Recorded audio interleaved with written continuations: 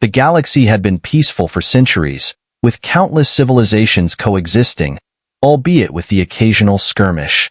Earth, now a thriving hub of advanced technology and diplomacy, had maintained a low profile in galactic affairs. Humanity's strength was no longer measured by its war machines, but by its influence, peacekeeping efforts, and intellectual prowess. The Earth Council focused on building bridges between species, ensuring that diplomacy always took precedence over conflict. But all of that changed in an instant. The attack came without warning. A fleet of unknown, hostile alien ships descended on a convoy of hospital ships, the vessels tasked with delivering aid, medicine, and humanitarian support to war-torn worlds. These ships, which had never before been targets of aggression, were now being torn apart in a deadly assault. The aliens, armed with weapons designed to neutralize the medical ship's shields, unleashed a brutal offensive, destroying one vessel after another. The news reached Earth's leaders within hours.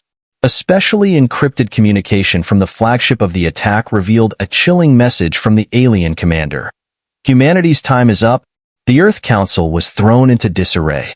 The attack was a blatant act of violence, one that could not go unanswered.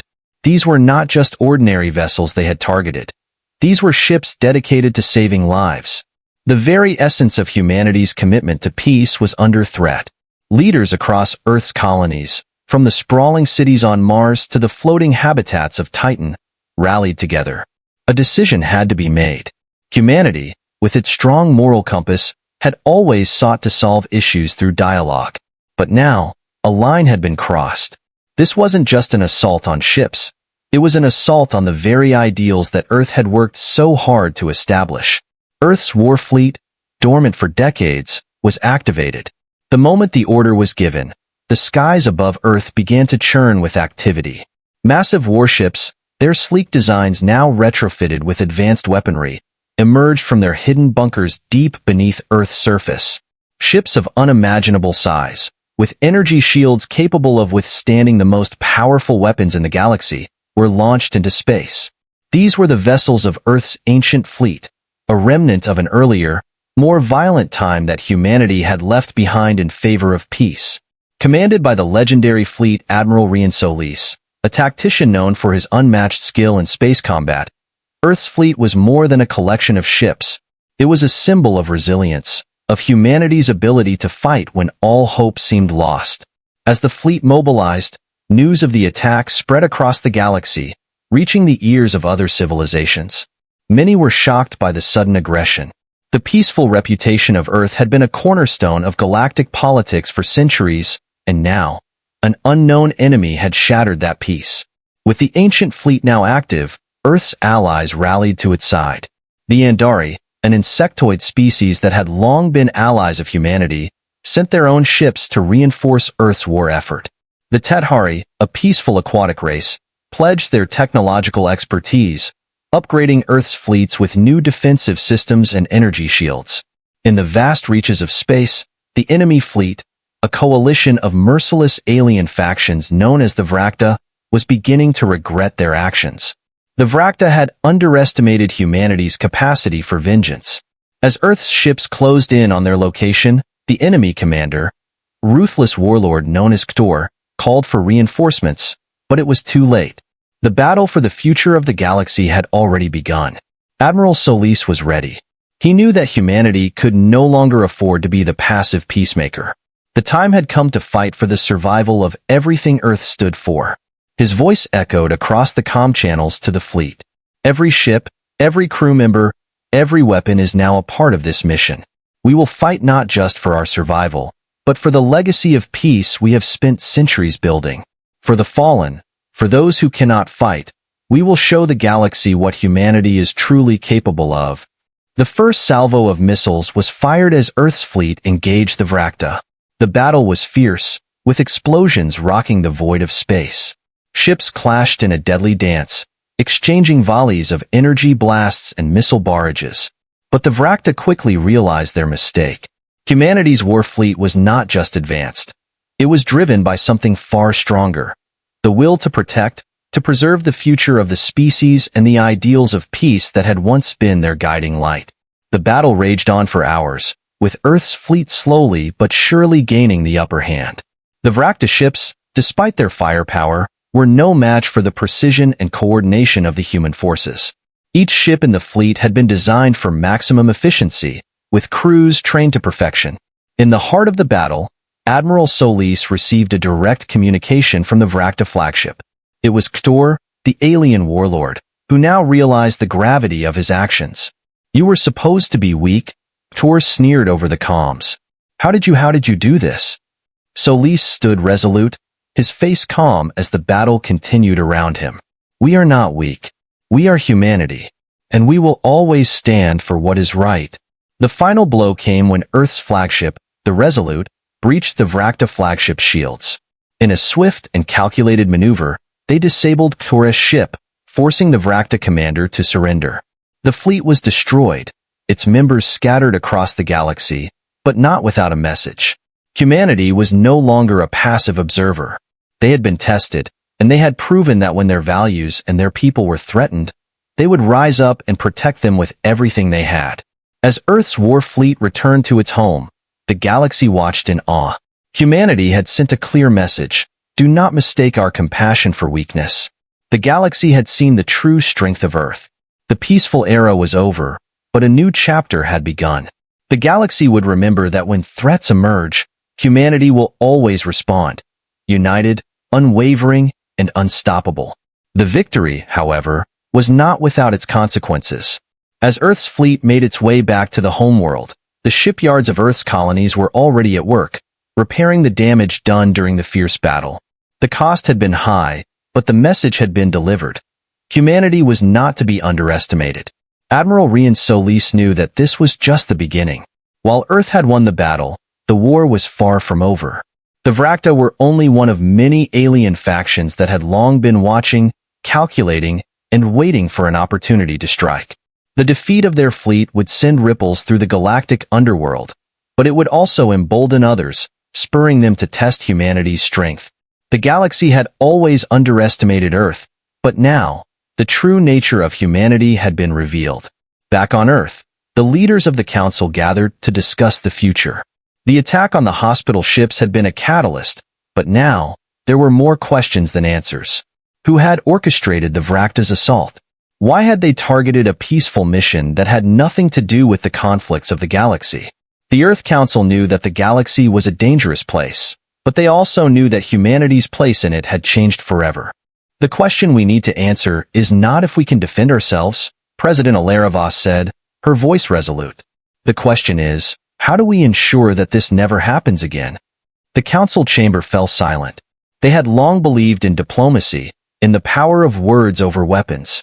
But now, the world had learned a hard truth. Words alone would not secure peace. The Vrakta's attack had shaken the foundation of Earth's peaceful existence, and they would have to be prepared for more than just negotiation. What if we make our own terms? General Mira Kor asked, her eyes flashing with the intensity of the battlefield. The Vrakta thought we were weak, but now they know we are not. But that's not enough. We need to send a message to the galaxy. All of the galaxy. President Voss nodded slowly. Yes, but we must also be careful. We can't afford to lose sight of the ideals that make us who we are. We fight to protect, not to conquer.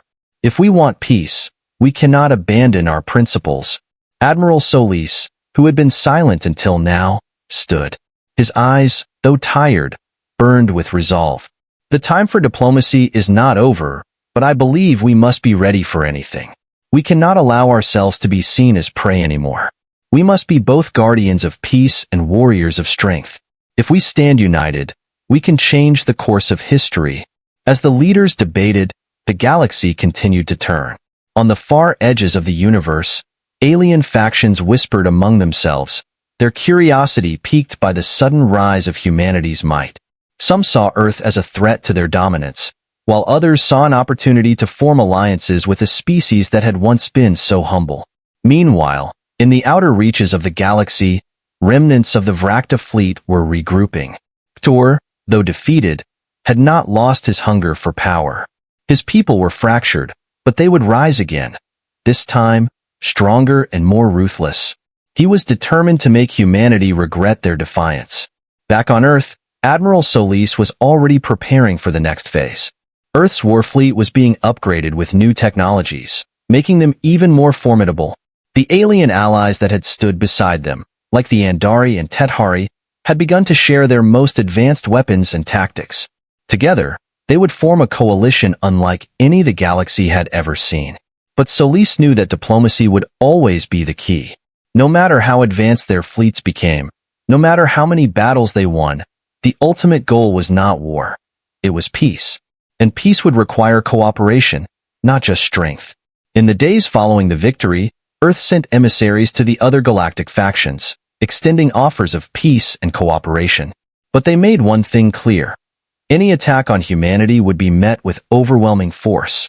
The galaxy would learn that Earth had no intention of being a passive player in galactic affairs anymore.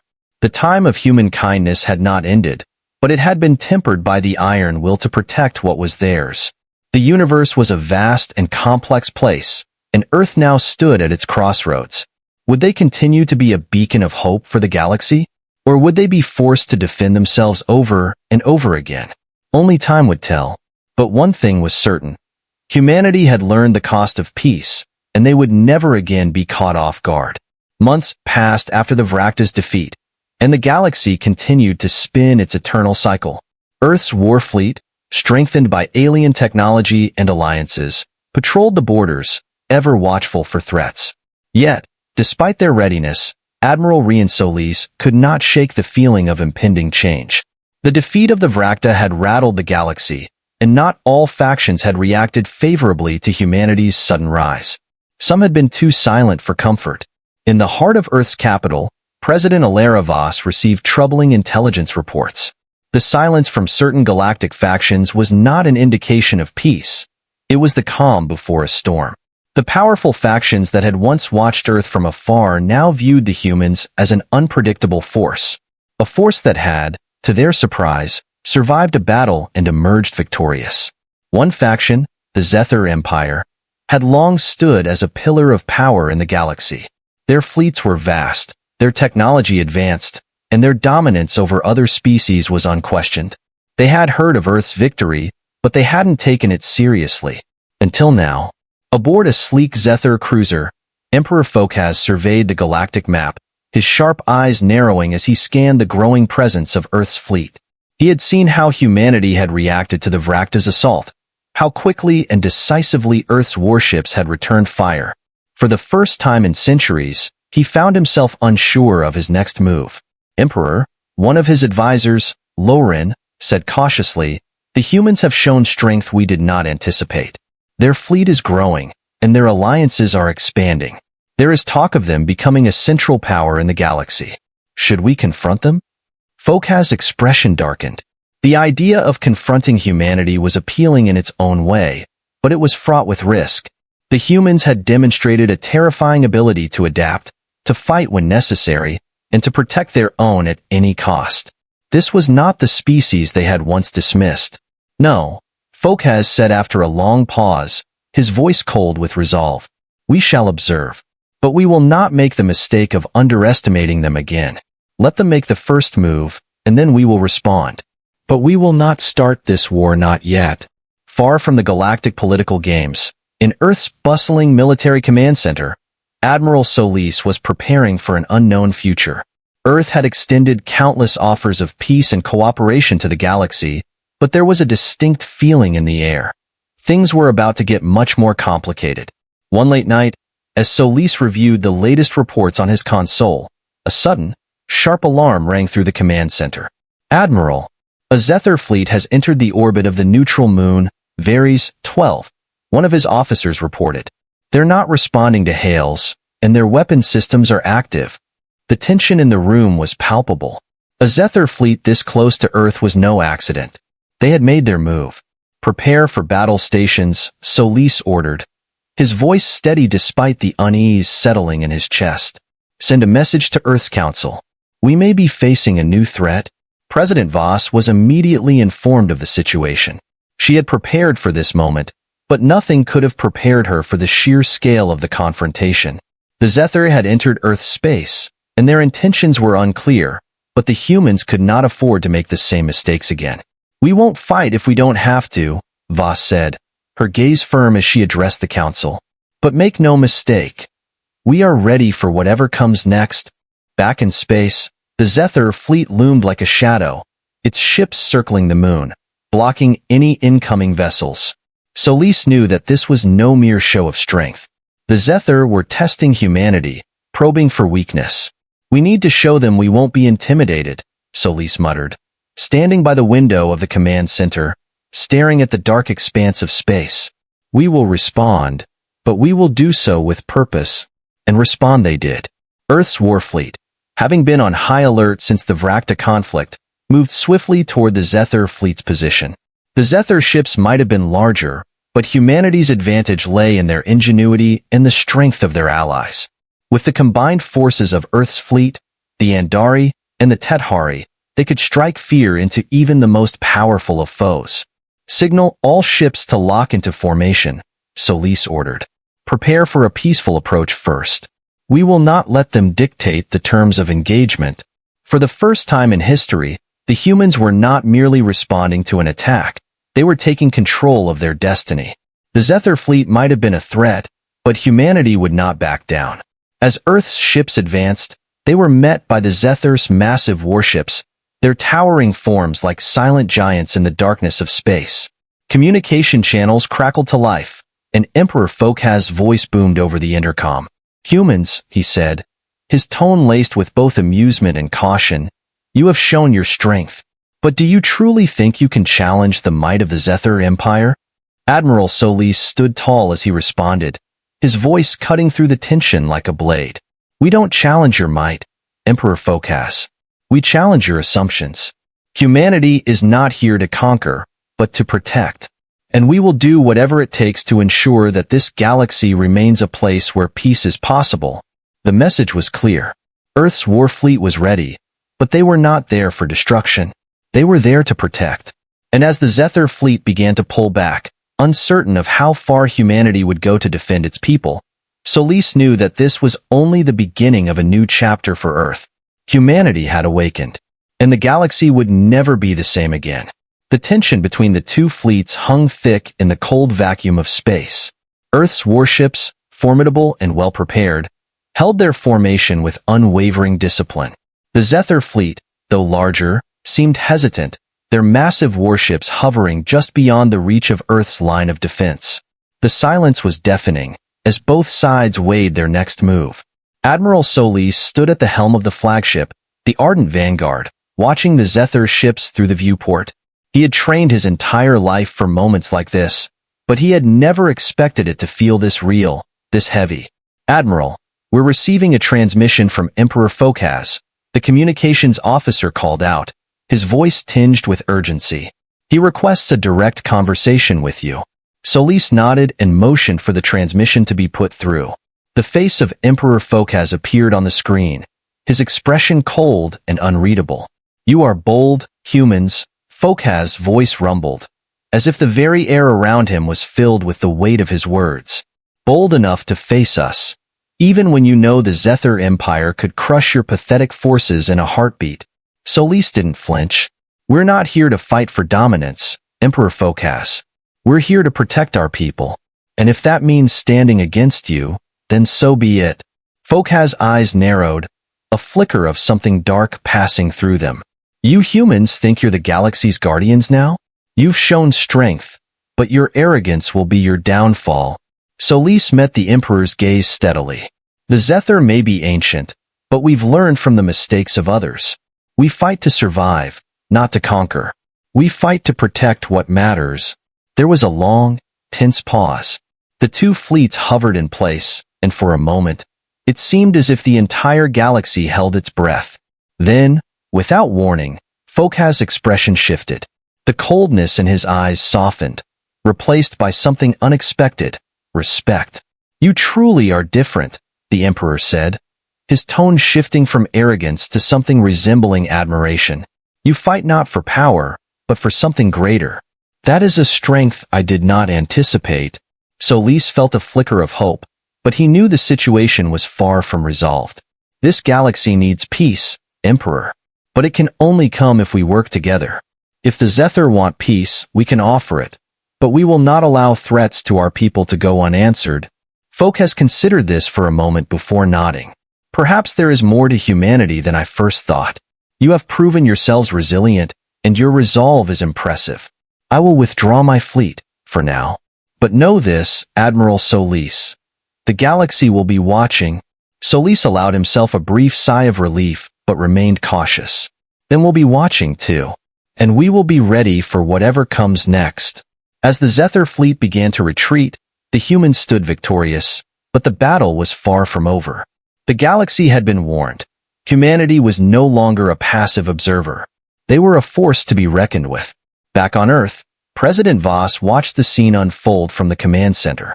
She couldn't help but feel a sense of pride in the way her people had stood their ground. But she knew this was just the beginning.